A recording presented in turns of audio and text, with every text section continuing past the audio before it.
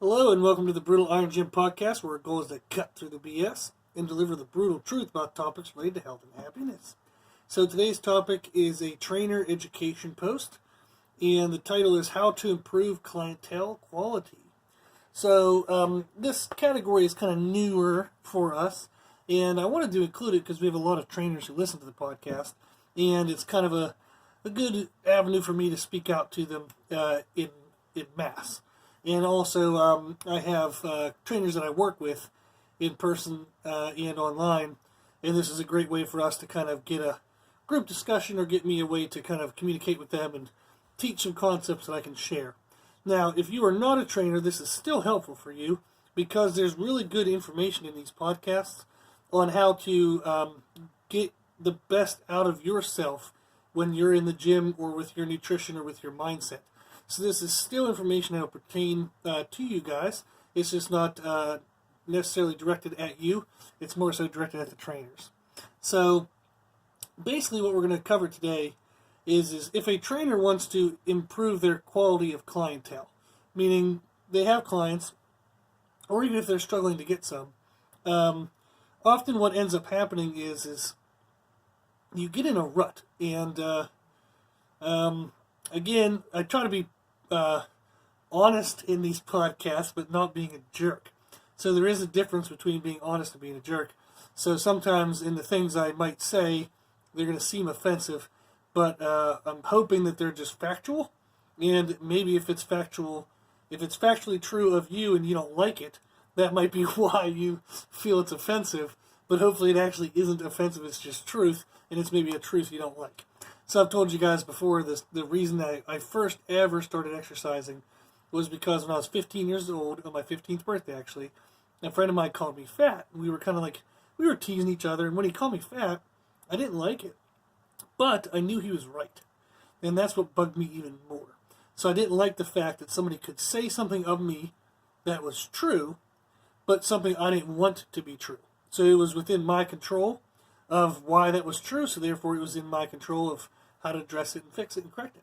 So, in general, now that I've said that politically correct kind of stuff, is for trainers it can get hard sometimes because you have to meet your financial requirements. Like any job, you got to get paid, you got to make money. So you'll take on clients when you're first starting, and they're not necessarily the dream clients. It's people who they come to the gym, they're paying the trainer because they think paying the trainer and just showing up through the doors is going to get them results.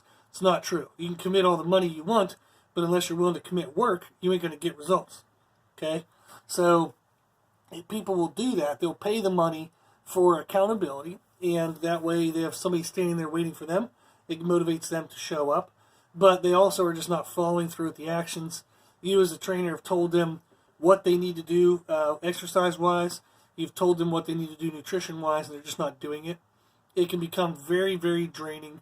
You get that burnout kind of effect for both you and the client, and you kind of fall in this ho-hum, blah kind of cycle. And a lot of trainers will struggle with how to get out of that. How do I improve my clientele? But I can't just fire everybody. I need money. And also, there is the truth of it that hopefully, if you're a trainer, hopefully you're this is maybe a judgment on my part, but hopefully you're a good enough person you actually care about the client too. So not only do we have financial requirements, you also just don't want to, I don't want to give up on people. And that can be very hard because you start taking on the responsibility for that on you, and that is absolutely not fair to you. You are not in control of your clients' eating habits and exercise habits. You are there to show them what to do or tell them what to do, but you can't do it for them. Okay? So if you have a client who you're like, man, I've been telling them the right things, but we've been talking about it. They always seem to leave motivated, but they never follow through.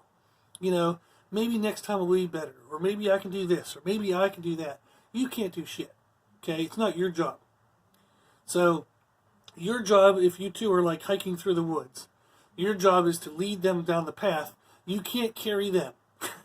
Okay? You can't carry your backpack, which is your life and your burdens, and you can't carry their life and their burdens and their own damn whole self. Okay?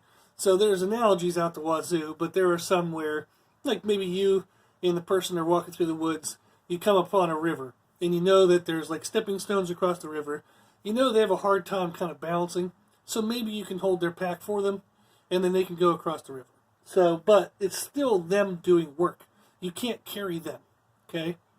So, if you're afraid of getting rid of a client because you don't want to lose out on the person, you don't want to give up on the person, then I didn't even include this in the podcast, but I want to talk about it now because it came up to my mind, is you have to create some deadlines, you have to create some standards. So we're going to talk about a little bit about this stuff about like tough love and things, but you have to be fair to yourself. So I've had clients before who that 1 hour session or even a 30-minute session just drained me and wrecked my whole day. And I was just tired the rest of the day, or you were frustrated, you were mad, and it just ruins everything. Because that 1/2 hour, that 1 hour with that one person who won't follow through, they'll talk a good game, they talk about all the things they want, but they never follow through. Or they comment and it's, oh, my life is so unfair, I have everything so hard, I'm the most special person on the planet, that I have all these stressors that no one else in the world has to deal with. Bullshit, you're not special, everybody deals with the same shit, okay? So, when they come in and they just dump the garbage of their life on you, that can be very, very crushing. And that can kind of ruin your motivation for the day. And that kind of like can bring you down as a trainer. So we're going to talk through a little bit of the steps about this stuff on how can you improve the clients that are willing to improve, okay? And improve your clientele quality by just improving what you have. And then also, how do you let people go? Okay, and how do you know it's time to let them go? So we have 5 kind of tips that I wanted to cover. And some of them are to improve your role as a trainer, how you can do a better job, and therefore bring up the motivation and the excitement of your clients. And then also giving you power to kind of take control over who your clients are. So the first thing we have is be a teacher, not a trainer. And this is one of my favorite things, and this is why it's number 1, and why I believe what will make a trainer last a long time is you need to teach your clients how to train themselves. You do not want slaves as clients. You don't want people dependent on you. So a lot of young trainers, and even older trainers, they'll have this fear that, well, if I teach them what to do, they're going to leave me. Okay, maybe. So, but that's your job. Your job is to educate them on how to exercise, how to eat. Your job is to educate them on how to live a healthy life. Okay? Now, if you're constantly teaching them new things, they're going to see value in you, and they will stay with you long term. So I had a client once who came to me. I've talked about him before, and he had like a gym set up in his garage, and he would train himself and a couple friends a couple times a week. And through a friend of a friend of a friend, he heard about me, and he said, "Hey, I want to come in and just learn a couple new techniques I can use on chest. I want to build my chest up." And I was like, "Okay, well, come on in. We'll do a couple techniques. I'll show you some stuff." So he came in on Tuesday. We had a pretty good workout, and he liked it. He said, "Hey, would I be able to come back again?" And I said, "Sure, like you free Thursday. So let's come on in on Thursday." So he came in on Thursday, really liked it, and he said, "Hey, can I come back next week?" So it was kind of like we had set up to really just kind of do one-off session, and he ended up coming for over a year, and every single workout, okay, it was twice a week for over a year, so that's over 100 workouts. We never did the same thing twice. We never did the same workout twice. So for over 100 workouts, I showed him various ways and new things that he could use to build his chest. It was all even just chest. So I remember after the very first day, I wrote him a paper and sent it to him, like emailed it to him, and it was 50 ways to chest press, just with dumbbells. All you needed was a dumbbell, an adjustable bench, and there was 50 ways to do chest presses. And I sent it to him. I said, "Hey, here's a different way to chest press every week for the next year." And that's what kind of prompted him to keep coming back, was he kept learning more and more. So I have one of my favorite quotes is, "You don't know what you don't know until you know that you don't know it." So I'll say that again for you. You don't know what you don't know until you know that you don't know it. So he came originally thinking, "Yeah, I'll just get this guy to show me 1 or 2 things. That's probably all I'm missing. Just 1 or 2 things, and I'll be able to keep going." Well, all of a sudden, I kept showing him more and more and more, and he kept seeing value. So he kept coming back. So if you're a trainer and you're afraid that if you teach your clients you'll lose them, that's a false fear, okay? You're actually going to do yourself a disservice as a trainer. You're going to do yourself a disservice as a human being, taking people's money and not empowering them. So, and then you're doing a disservice to your clients.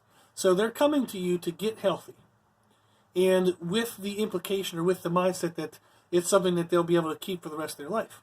So you need to empower them so that way, whenever your guys' relationship ends, say they move away or you move away or something happens financially and they can't afford the training anymore, they need to be better off than when they started with you. Okay? So it's not a negative. It's not going to hurt your business in any way whatsoever to empower your clients. It's actually going to help your business. So they're going to be excited. They're going to realize how much they didn't know. They're going to recognize the value of you. They're going to talk to their friends about, like, holy crap, man, you know, I've worked out with this guy for a year and we've never done the same workout. So the more you show them stuff, it actually gives you more value. It gives them more excitement. It gets you more word of mouth, more referrals. It actually motivates you to continue to learn, to continue to improve. You can't fall into the same old rut because you're trying to teach new things. So therefore, you have to be learning new things all the time. So it helps prevent burnout. It helps everyone all around, okay? So you need to be a teacher, not a trainer. Learn new things every week and try to implement them into your clients' workouts. So but when I first started the gym, I was training 50 hours in person a week. And that was killing me because I still had all their programming. I was still the janitor. I was still the accountant. You know, I was everything for this business. And I was on top of the 50 hours of in-person clients a week. And what's helped me survive was I would pick a concept that week, and it might be how to do like the difference, like understanding the difference between the benefits of drop sets versus rest pause. So I would take that concept throughout the entire week through every client where it kind of applied, and I would like give them exercises. Some of them would be drop sets, some of them would be rest pause for techniques. I would gather their responses. I would see which techniques worked for which category of clients. You know, like was a certain technique better for males versus females? Was a certain technique better for weaker people versus stronger people? Like how did it test people's endurance? You know, so drop sets is something where you kind of have a shorter rest period in between the change of weights. And then rest pause has longer rest periods. So if you could tell if somebody was like not as cardiovascularly fit, they would struggle with the drop sets. If somebody didn't have muscular strength endurance, so they had muscular endurance, but they didn't have strength endurance, you would be able to find that out as well. And then I had a whole bunch of other kind of techniques and stuff.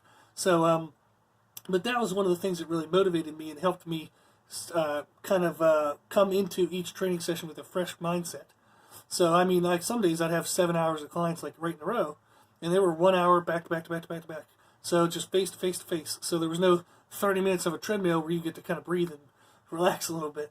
But I would always have like some kind of learning concept, something I was applying that week. So I remember one time I started, we have racks from Sorinex, and they have 1 inch holes every like 2 inch along the railing of the rack. And it allows for an insane amount of variability to what you can put on the rack. And I remember I would try to do push-pull leg workouts all off just one rack. So I'd have them maybe like overhead pressing inside the rack. Maybe on the front side of the rack we'd be doing pull-ups, like band-assisted pull-ups.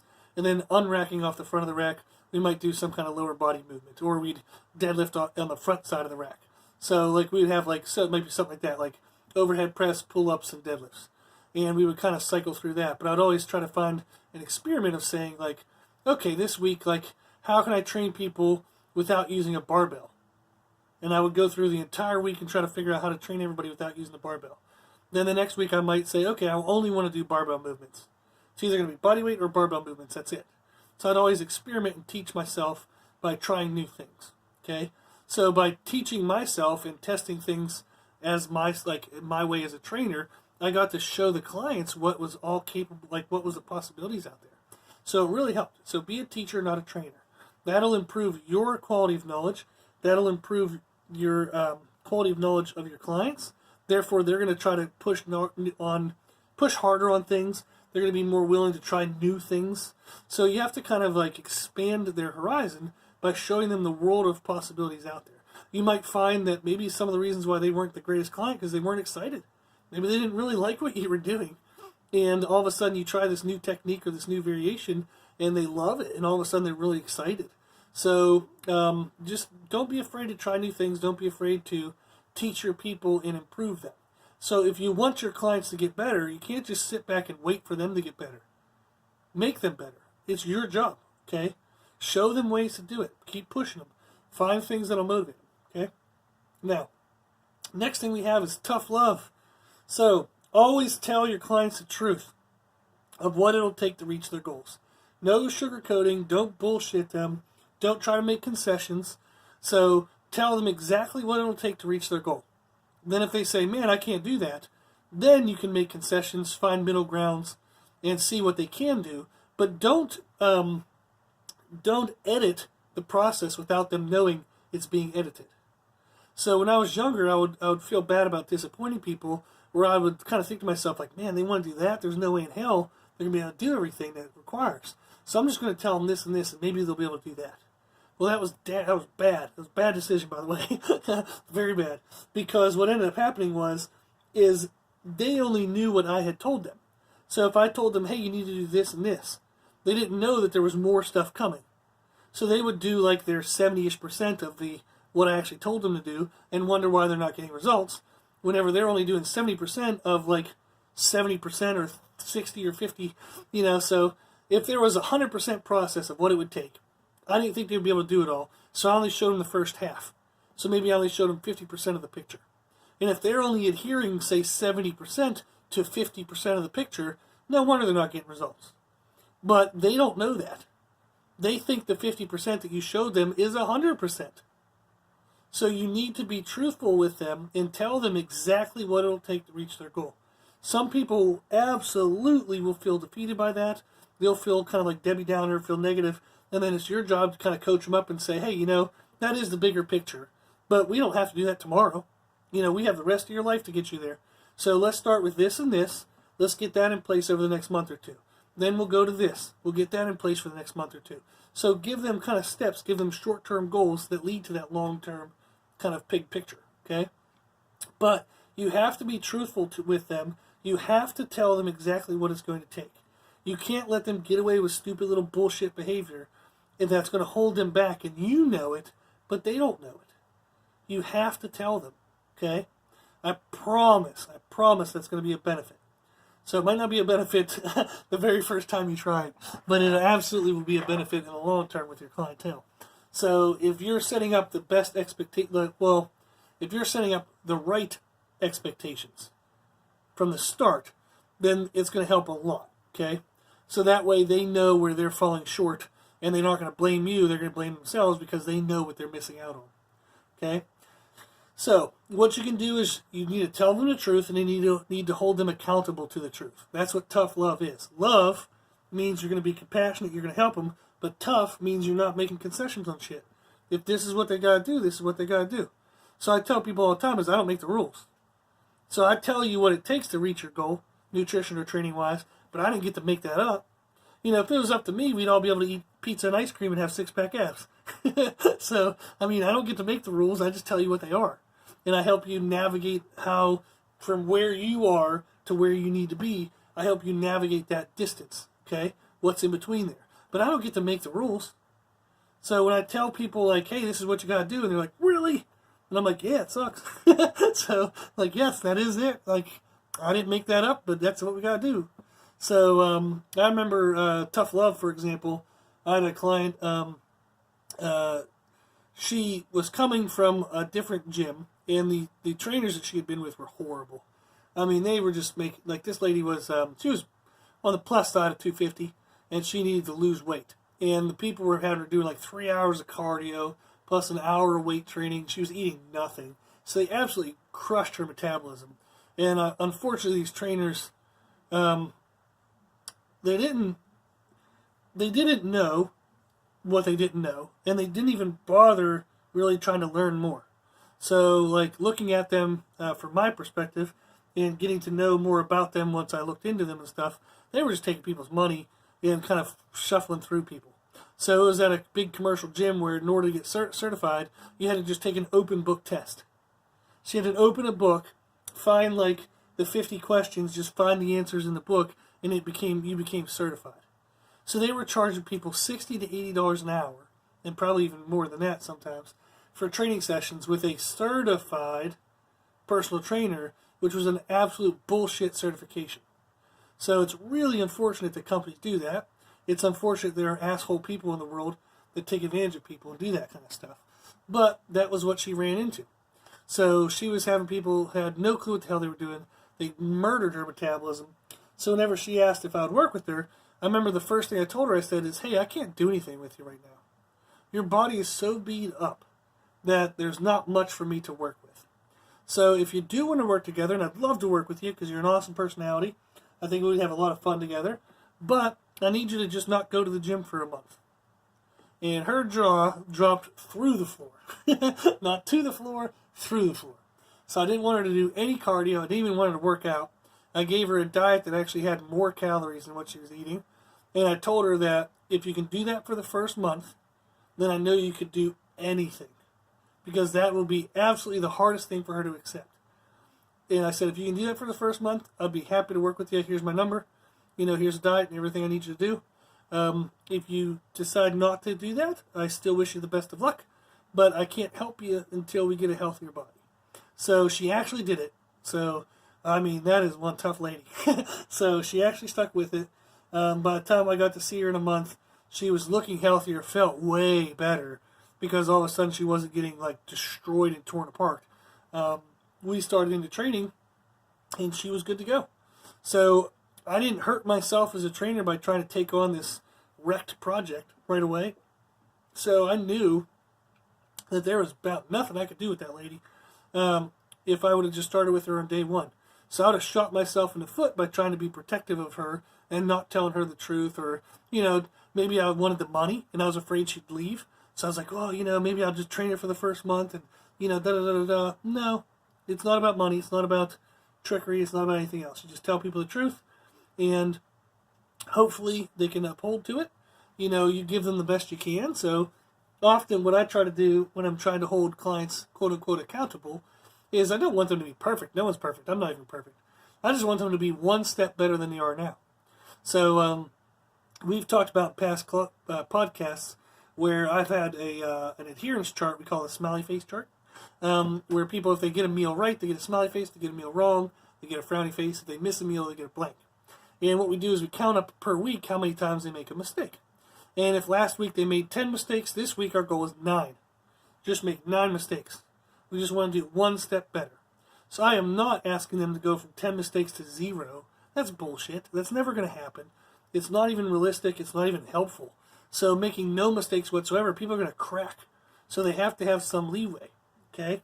And I've told people before that if you get diets and training about 90% right, which is actually very hard to do, by the way, if you get them 90% right, you're going to get amazing results. So you don't even have to be 100%, you just have to be 90, okay?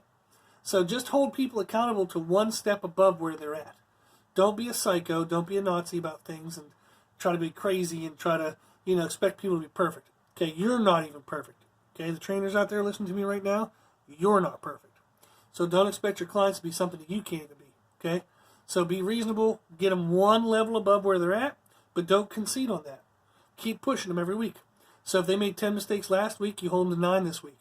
If they make 10 again, say, hey, we're not going to improve unless we start making improvements. So we need to get to 9. Let's try that again this week. So you don't say, oh, it's okay, and, maybe if we do this for training, or maybe if we add cardio. No, you tell them what the truth is, and you hold them accountable, just like you would do for yourself. Okay, next one we got, I'm going to realize this is going to get way longer than I planned. So if this does get too long, hopefully you guys can kind of pause it and come back the next day at it. So, but I want to still get all this information because I think it's really helpful for you guys. So the next one let's go through here is the next tip we have. So we have number 1 was be a teacher, not a trainer. Number 2 is tough love. Number 3 is fire your clients. Yes, okay, you can fire your own clients. Just like you probably have the fear that your clients will fire you, you can fire clients, and sometimes you need to, okay? Trainers and clients, it's a partnership. Your relationship is a partnership. You're showing them what to do, they're doing it, okay? They don't know what to do. That's your job, is to tell them what to do. You can't do it for them. That's their job. They have to do it. Okay? So if you continually show them what to do and they continually don't do it, it is time to fire that client. Your clientele will never get better, okay, if you keep that person. The person who knows what to do. You've tried to motivate them countless times. Nothing seems improving. Fire them. Okay?